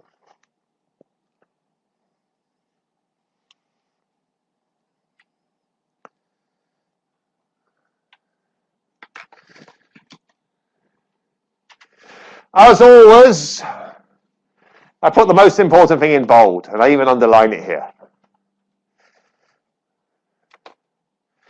I suggested earlier on that conclusions are very important, and the consequence of conclusions being important is that they should be reasonably long. Significant number of marks are allocated to a conclusion. Introductions are the opposite. You will rarely get many marks for an introduction. Doesn't mean you can skip them altogether. But introduction is basically something to get out of the way as quickly as possible and move on. After all, if we're not going to be giving you any marks for it, right, you don't want to spend too much time or too many words on it. Now, one important role for an introduction, and you have to think carefully about this, especially when I show you an example in a moment which didn't fall in that category. If you are specializing within a topic, take that example again just now. You're focusing on judicial referral with interpretation of the basic law, or whatever. Of course, in the introduction, you need to explain which area you're focusing on. Don't just leave it to the subtitle. Which area you're focusing on and why. I'll give you a hint. Don't say it's because it's an easy area, right? Okay, don't say I'm focusing on this is the easiest part. Say something like this is the most important and interesting part of the topic for such and such a reason. Okay, so you will need to explain that in your introduction. But that's really all you need to explain. Okay? And sometimes you read these long introductions saying, in this research paper I will set out to show this and this, turn over the page, and this, and I've run out of space to actually talk about it because I spent so much time on the introduction. Okay, I have seen research, of course they don't say that, but that's what happens. I have seen research papers where the introduction goes on for several pages. And that's really just a waste of space. Okay, wrap up your introduction as soon as you reasonably can. Okay, having explained what you're going to focus on. Okay, I pulled out an extract from an excellent research paper. I'm pretty sure it got distinction. It was many years ago. On interpretation, not perfect. I circled a grammatical error there, but still, the real point I put this up. Now, this student wasn't focusing on a particular area, so that did make it easier. And if you're focusing on a particular area, you have to be slightly longer. But that is the full introduction. And this student got, I forget, either distinction or high commendation. Let's do 1, 2, 3, 4 sentences.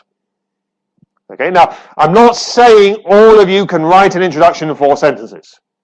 The student didn't have to explain in so much about which areas they were focusing on.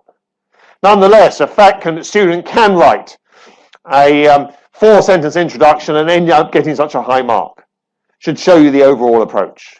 Okay, keep the introduction relatively short, move on. The other last tip I would mention, if you have trouble with the introduction, well, I know the introduction goes at the beginning of the research paper, but it doesn't mean you have to write it first, right? Okay, if you're struggling over the introduction, just leave a blank space and go on and come back and write it at the end. Okay, I often do that when I'm writing stuff, right? It's difficult to get started, so leave it, right? Okay, you can come back and when you've written the whole thing, you'll know what the introduction should be. You can go and add it in later. It tends to be much faster, and that stops the people always say, right, the worst thing is to get started on writing, right? And that's agonizing over the initial couple of paragraphs. If you skip that bit, go on to the main bit where you'll know roughly what you have to start covering in the main bit. You can get going on that. Come back to the introduction later. When you get on to the main issues, a similar principle applies. Just like don't spend too long on the introduction, don't spend too long on the historical background. The worst one I ever read was one about elections in Hong Kong. Remember, I mentioned elections started in 1985. So, this student explained to me about the 1985 elections, and the 1988 elections, and the 1991 elections, and the 1995. So I stopped there. You get the picture, right? And by the time the student explained all elections, that was more than half the research paper. Now, this is a difficult balance. And again, we are marking you on these kind of things, so you have to make your own judgment. Okay? You have to assume the marker is stupid, don't you? Even though the markers are not stupid. The markers are expert, not me, but the markers are experts of Hong Kong constitutional law. Okay, they teach it, but markers teach Hong Kong constitutional law. But nonetheless, you have to assume a marker doesn't necessarily know the subject. And just say the marker is sick and we have to get someone else to mark. You always have to, so you have to provide enough background, right? Even that someone who's not so familiar with the subject knows what you're talking about. Same time, you don't want to waste a lot of time going into detail. Okay, one way of doing that sometimes is perhaps you provide a relatively brief summary and you say, well, for further background, such and such a book is an excellent source or something like that. Okay, these issues are explained in more detail in such and such a book. Provide your basic background, but again, remember, background is not the sort of thing we're going to be giving you large numbers of marks for. So just like the introduction, maybe you're really smart, you could somehow merge it into the introduction. I don't know, it depends from student to student, topic to topic. But just like the introduction, background is something you need it there, but you don't want to be spending a long time on it, and you certainly don't want to be spending a number of words on it. Okay, particularly because you're going to get much more marks per word on your conclusion. The most common reason why students lose marks on their conclusion is because their conclusions are too short. Their conclusions are too short because when they get to the conclusion, they've already written 2,990 words. They don't have much space left for the conclusion. If you save words by shorter introductions, shorter background, you'll have more words left for the conclusion. Finally, and sort of general writing advice, this is not compulsory, but you do want to make life easier for the marker, right? And subheads breaking up the text, okay, tends to. It makes it much easier to see which topics you're moving between. So I do strongly recommend the use of subheads. A few other points. Use your own words, right? We look, the research paper is meant to be written in your own words. There is a tendency for students, and even actually I fall into this sometimes as well, It's been something I've written, I've been trying to cut it back, right? It's always much easier to use quotations.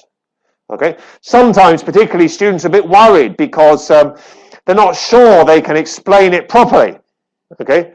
So they use a quotation instead.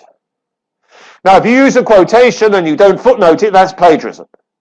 Okay, that will become a disciplinary matter. But I'm not talking about that here. I'm talking about students who use quotations and then they footnote it.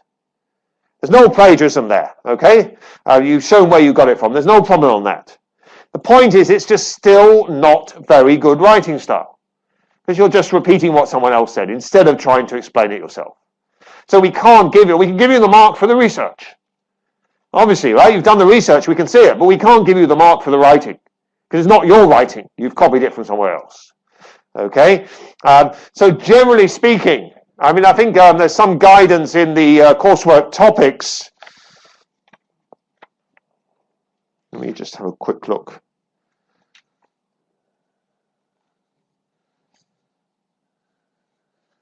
Yeah, here we are. I'll read through from it. Well, it's fine to use a limited number of short, this, by the way, this you've got coursework topics on page 4. Page 4, using sources. I'm sorry, it's very difficult to switch screens, so I won't switch screens. On the coursework topics, which is the document I said should be your Bible. Don't worry if you haven't got it, okay, today. Page 4, the bottom, using sources. The second paragraph, it's fine to use, I'll read it slowly, okay? It's fine to use a limited number of short quotations from sources. Your paper must not simply be a cut and paste job or a string of quotations. If you rely too heavily on quotations, it suggests you haven't understood the topic properly and are simply repeating what others have said about it. Be particularly careful to avoid long quotations. In most cases, quoting a few words or perhaps a short sentence should be enough. No quotation should normally be longer than 1 to 2 sentences at the very most. You may see lecture notes, you may see my notes contain longer quotations, but lecture notes are not a research paper. Lecture notes serve a different purpose. You should, and there's a broader point there, you should not assume just because a lecture note does something, that's the right thing to do in a research paper. Lecture notes are about teaching in class. They are not. When I sit down to write something, I don't write it in the same way as lecture notes. So please follow the same policy.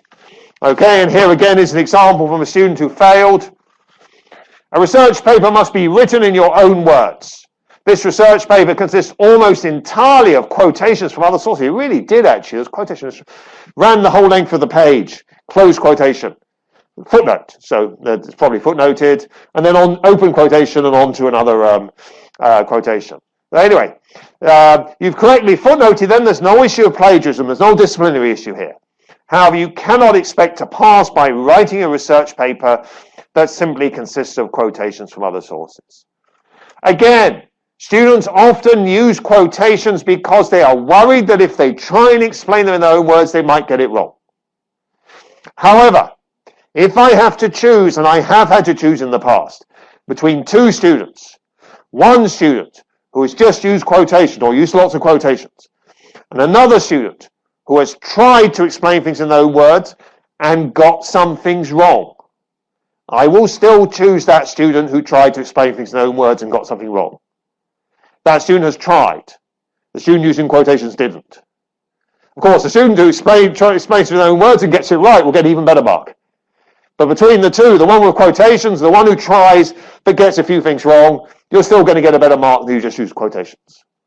Okay, so there's no advantage to just using quotations. It's going to lead to a lower mark.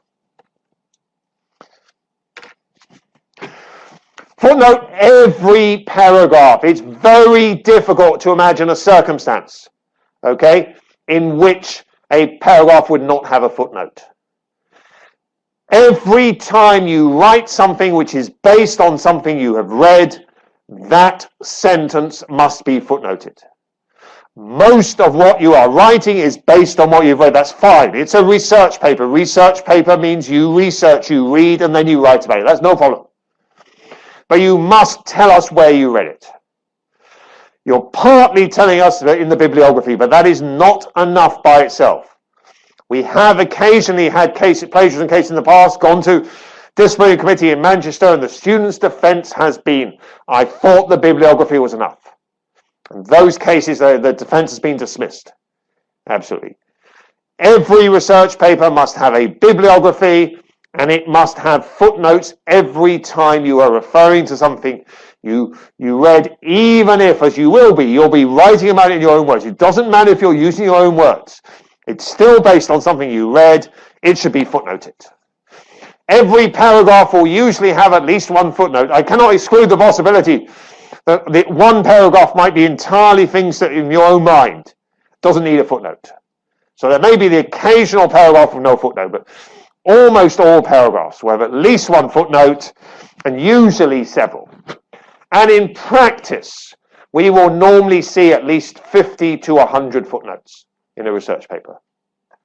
Okay, if I see less than 100, I start to pay more close attention. If I see less than 50, I get very concerned. I'm not saying it's impossible for a research paper of less than 50 to pass, but that research paper would certainly be looked at a lot more closely. Okay, vast majority of research papers will have substantially more than 100 footnotes. Okay, here's an example. This also illustrates another point. Okay, so again, I did show you one good example. I'm obviously showing students who had problems. I'll come back to the good example later when it comes to conclusion. There's evidence of some good research and analysis here. And again, please remember, we don't use this marking scheme anymore. There's evidence of some good research and analysis here. Your footnoting and sourcing is appalling. There are only 25 footnotes, and many of these do not make sense. For example, footnote 14 says, see footnote 14. What does this mean? Now, I imagine that poor student was very embarrassed when they read that. Why do you think? Do you think the footnote student really meant footnote 14 to say see footnote 14? What do you think happened there? Yes, exactly. It was presumably originally footnote 17 or 16 or 18 or something like that, right? Referring back to an earlier footnote. And then, of course, running out of time, having to cut things down, right? Cut down some of the material, some of the earlier footnotes disappeared. It became footnote 14, saying see footnote 14. You really don't want to be in that situation, do you, right? Okay, there's a couple of lessons from that. First of all, don't run out of time, right? Okay, have plenty of time for cutting back so that you can check these sort of things don't happen. Secondly, you might also avoid referring back to earlier footnotes.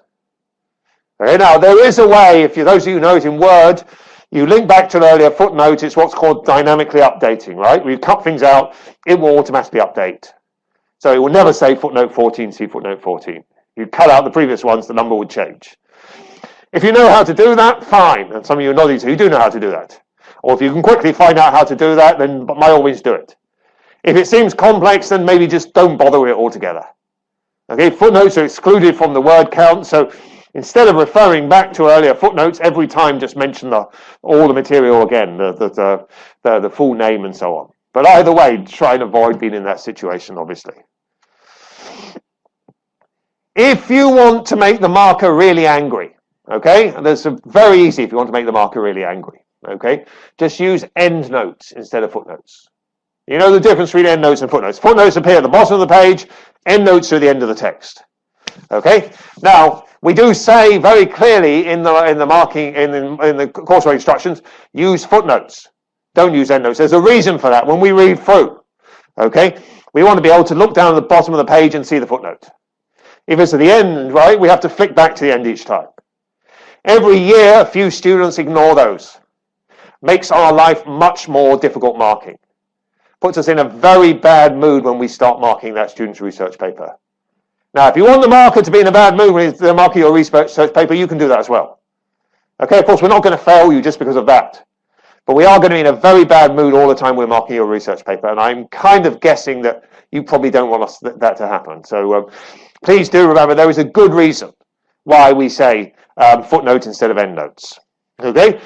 How you footnoting is, do remember again, footnoting is going to be a very important part of the research paper. Okay, we're looking to see how many footnotes they are. We're looking to see they're complete.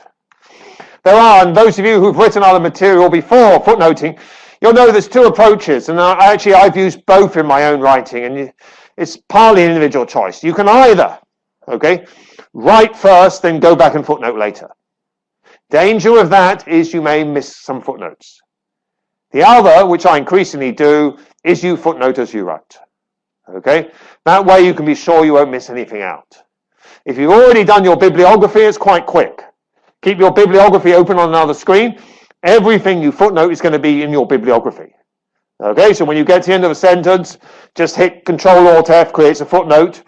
Quickly copy across the relevant information from your bibliography, add a page number, and move on. Style for footnotes. We do not have a mandatory style, whatever you may say elsewhere. Okay, there are quite a few things we say are compulsory, but in terms of footnoting style, there is some guidance in the coursework guidelines on footworking style, on possible footnoting, on pages 7 to 8. But there are different styles of footnotes as long as you are consistent in your footnoting style throughout the research paper, and as long as it does provide the basic information you need, obviously in footnotes, okay? Okay, the title, okay, the author, publication, a date, page number, and so on. That is sufficient, okay? Please do remember, if you are using Chinese sources, to footnote in English. Okay, do your own translation of the... for footnoting from a Chinese source, well, pretty easy to work out the name in pinyin, right? Okay, the publication, well, almost all Chinese publications have an English title, so there's no problem there. So it's normally only the article title or something like that, where there may not be an English title. Okay, just do your own unofficial translation. Okay, we're not marking you on your translation skills. Okay? And please also do remember, I mentioned this before, but we must stress this. Only footnote sources that you have read. That is a serious issue. We have had cases actually of students essentially copying footnotes from books and so on. Okay, just like the bibliography. Everything in the bibliography, when you put it in the bibliography, you are saying that you have read it. It's the same with a footnote. If you mention it in a footnote, you are saying that you have read it. Okay, we do reserve the right. We haven't had to do this in recent years, but we do reserve the right to ask you to send the copies of those materials that you used to write it, if we have any doubt about it. Okay, generally you should keep the materials you use for writing the research paper until you've received your marks, just in case. It's very rare that we would ask to do that, but just in case there are any queries about that. Yeah, sure.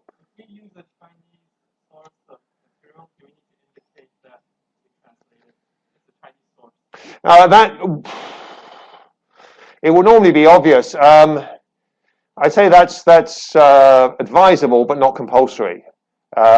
Equally, if you want, I mean, for Chinese sources, there are two styles on there when people write in English. One is just to put the footnote entirely in English, perhaps saying from in Chinese. People do sometimes, they footnote in English, but they bracket the original Chinese title after the English. If you want to do that, I mean, again, as I said, right, we don't rigidly insist on styles for footnotes, but that would be one possibility. And when I said footnote in English, I'm not excluding the possibility that having footnoted in English, you included original Chinese title in brackets after your English translation. And that, of course, would be one way to indicate, wouldn't it? That equally, you could say, right, in Chinese, just say in Chinese instead. Okay. Particularly, the point about going back to original sources particularly applies to court judgments. Okay, and I want to stress again, okay, it's never acceptable to use accounts of court judgments in books or articles to write about what was actually said in the court judgment.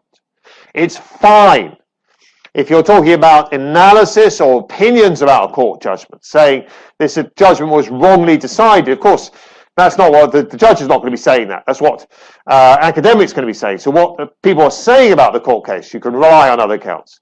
But what actually happened in the court case must be coming from the court case itself and normally from a law report.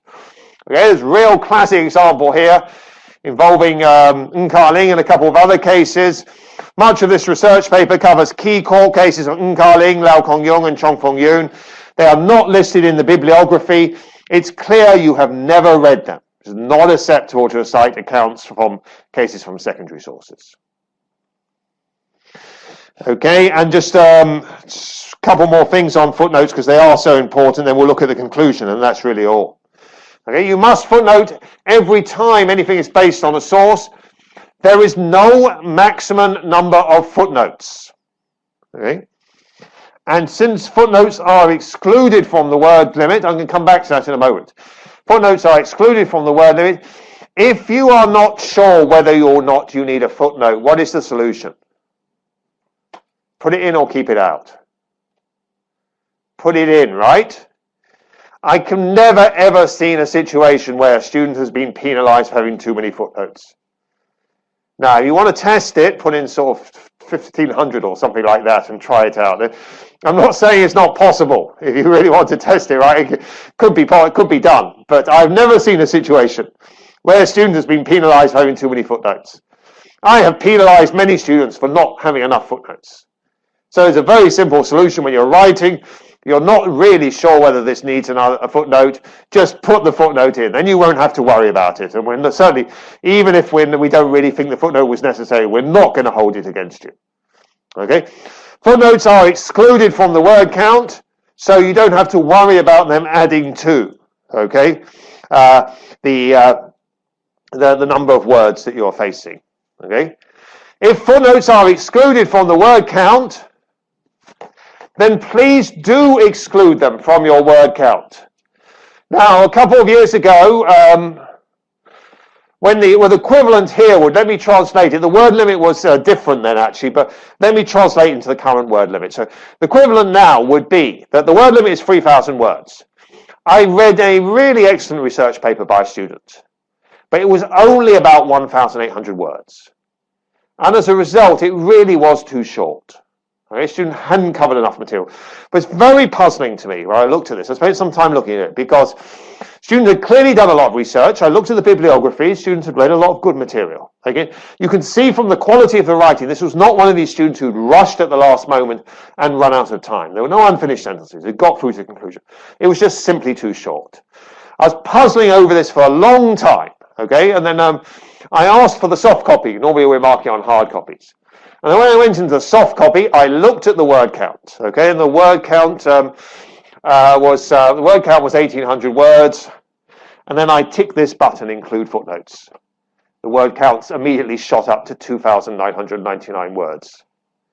Okay, actually I'm changing the numbers because the word count was different there, but the equivalent of that, right? Okay, the student had actually forgotten and mistakenly included the footnotes in the word count. If footnotes, and this is, you see, I told you every year I add in a new PowerPoint based on something I've seen, which I don't want anyone else to do. Okay? If footnotes are excluded from the word count, please make sure you do exclude them from your own word count. Okay? And for those of you who don't know, right? Okay? It's very simple in Word, in the word count box, right? There's this little check there. Okay? And that should not be checked when you're doing the word count. Equally, please remember the reason we've managed to exclude footnotes from the word count. And in fact, when I took over this course when I took over teaching this, I wasn't director at that stage, but I took over teaching this, and at that time footnotes were included in the word count. And I was the one who persuaded Manchester to take them out, because it's crazy when footnotes were included in the word count, students would start cutting the footnotes to get back if we're in the word limit, and then there'd be issues of plagiarism.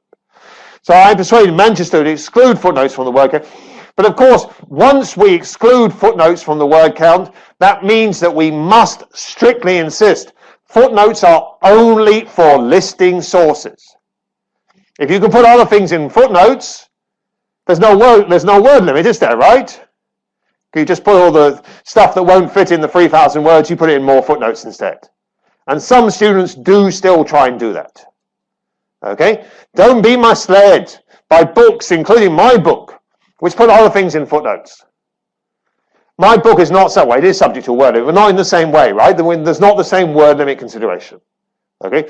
For your coursework, Footnotes are only to tell us what sources you read. You cannot start explaining things in footnotes. If you explain things in footnotes, we will disregard it and you will lose marks for failing to follow the rules.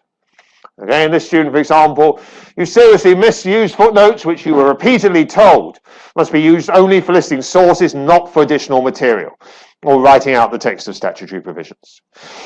Okay, those are a few things that went wrong. Let's look at, well, it's not yet quite the more positive side. We'll come to the more positive side in the next PowerPoints, okay? I already said this, right? Substantial number of marks on conclusion. Make sure you still have enough words within the word limit, okay, for a substantial conclusion. A very short conclusion can lead to a lower grade. This is two examples of very good research papers. Short conclusion, lost a grade as a result. Excellent account of all the main issues. Generally well written. The conclusion is too brief, only one paragraph. And another one. Good research, excellent original points. Conclusion, one paragraph, too brief. By contrast, now, I'm sorry I can't show you the whole text of an excellent conclusion, right? I think you can understand why I wouldn't do that, okay? What I can tell you is this is the same student who spent 4 sentences on their introduction. This student's really got the balance right. 4 sentences for their introduction, 3 pages for their conclusion. Okay. Student's got the balance right. The student has also got the idea right about the conclusion. Okay. Of course, the first point I made about conclusion should be, this is the student's writing about interpretation, yeah. Conclusions should be reasonably substantial. Secondly, what do you put in conclusions? There's no one answer to that. If there was one answer, conclusions wouldn't be different from student to student. Okay? The best answer is you put something you have been thinking about while you were writing. Something which is not necessarily in the books that you read. An idea that's come to you. Don't be afraid to express your own ideas in conclusions. Try and avoid as much as possible keeping them out of the main part of the research paper. I'm not saying they have no place in the main part of the research paper, but generally the main part of the research paper should be sort of analysing what you've read, looking through the issues. Your own ideas are safe for the conclusion. Equally, if you are reluctant to express your own ideas, don't feel you must. There is no requirement to express your own ideas. And any student who feels uncomfortable doing so, it is certainly not necessary to do so. And there's certainly other ways of getting a good mark. But one way of getting a good mark could be to express your own ideas. Another way is to try and suggest solutions.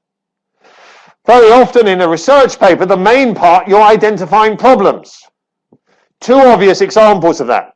Interpretation. Clearly there is a problem with 2 systems interpreting the basic law. Okay, the Hong Kong system and the Standing Committee.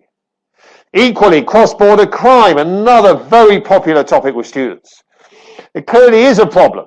Okay, we saw that in the most extreme example last year, when they tried to introduce a law about how people could be sent back to be put on trial, and that led to a huge opposition in Hong Kong.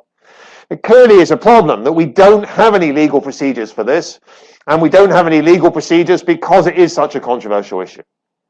So those are 2, and there'll be other examples. Okay, new territories and inhabitants. Small house policy clearly does lead to a problem. So many, not all topics, but many topics, the main part of what you're writing, you will identify the problem. Well, if you identify a problem in the main part, the obvious thing in the conclusion is to try and suggest some solutions. Okay? That's not always going to work. Don't try and force it if it doesn't work for your research paper. There's no one size fits all. But if it leads naturally on to suggesting solutions, that's a way to do it in conclusion. That's what the student here was trying to do. The student was talking about the problems of 2 systems of interpretation and then made 15 suggestions. No, 8 suggestions, sorry, with more footnotes. Conclusion is maybe more about your own ideas. You don't have to footnote your own ideas, obviously. Footnote my brain or something like that, right? Of course not. But sometimes, even in conclusion, you're mentioning what other people wrote. If you're mentioning what other people wrote, doesn't matter whether it's the main part of the conclusion, you still footnote. This excellent student gained a very good mark. continues to use footnotes in the conclusion. If a student has 15 footnotes in the conclusion, then I'm guessing, I can't remember now, student probably had 150 footnotes in the whole research paper, quite likely, 120, 150. I'll show you, right? Okay. And I think more than anything else, I think the length of the conclusion. If you're going to write a reasonably long conclusion, you're probably going to actually come up with something sensible to say. So the most important is to actually make sure it's long enough, and then hopefully the ideas will come to fill it. Here's a couple of examples, again, of excellent conclusions. Excellent research and extremely well written, especially exploring the limitations of any rendition agreement and your specific suggestions on its content in the conclusion. This is cross-border crime. The issues about cross-border crime, there's no agreement on what we do to handle cross-border crime. Student finishes up by talking about how you could fix that, how you could have an agreement. Doesn't just talk about agreement in general terms. Goes into the specific issues and makes specific suggestions about different issues. Again, that is not going to work for every research paper. If it doesn't work for you, don't think, well, Danny Gittings showed students who got good marks with it, I must do the same. Because if it's not going to naturally fit into your research paper, you try and force it, you're probably going to get a bad mark. But if your research paper can lead that way, then it is often a good way of finishing off. And this other one I wanted to put in, this is illustrates a slightly different issue, and also it's a topic that it's a topic we no longer have as a research paper topic, but that doesn't really matter about whether it's a topic we still have, because the general point is still true. Very interesting attempt to take an original approach to this topic using 3 categories of court actions. The argument in the research paper is not always clear and includes some largely irrelevant material.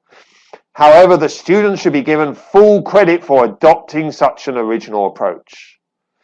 Can you guess why I put this in as an example? Let me put it simply. This student tried to do something different. If you might say the student was quite bold. In trying to do something different, they got some things wrong. Okay, so this was not a perfect answer, not by any means. There were some problems with this answer. Okay, however, in marking it, I could see the student had tried to do something different. Okay, and even although the actual quality of the answer wouldn't normally have expected this mark, because there were mistakes and problems in it. Okay, the fact that the student had done something different and taken a different approach and really shown the initiative pushed the mark up. I can't offhand remember what mark that student got. I'm sure the student didn't get a distinction because there were a lot of problems with it, but the student would have got a good, reasonable mark. Okay, so the message from that is, again, right, okay, if you're worried about taking a different approach, okay, well, your approach must stay in topic, okay, don't go outside topic. If you're worried about taking a different approach, you're worried you might get some things wrong. Again, look at this example. Okay, the student takes a different approach, gets some things wrong, but still gets a better mark than a student who didn't take a different approach. Okay, so it really is it's worth taking the initiative in situations like that. Okay, well, we are basically drawing to a close here, right? Okay, that's going to be pretty much Hong Kong constitutional law, right? Okay, as I said, you should get the all the deadlines within the next 1 to 2 weeks. Okay, so then you can work back from them. Please do allow plenty of time before the deadline to check everything and check your accuracy. Okay, there are no more Hong Kong constitutional law classes. Please do remember I'm limited in the advice I can offer. In fact, the rules from Manchester is we don't offer any advice on coursework, but I do stretch that slightly. Any advice can only be in general terms. If you're here today, you're welcome to come and talk to me before you leave if you have any questions now. After that, I will only take questions. To be fair to all students, I'll only take questions through the forum on Moodle. If you have a question, post it on the, Soul, not Moodle. If you have a question, post it on the forum in Soul, as some students already have, and I will, insofar as it's something I can answer, I will provide an answer. Okay, good luck. And that's it for today. And thank you to everyone for watching on home. Enjoy your break before the next class. Remember, I said there won't be another break like this and for a while. And enjoy land law as much as you can. Right? Okay. Okay.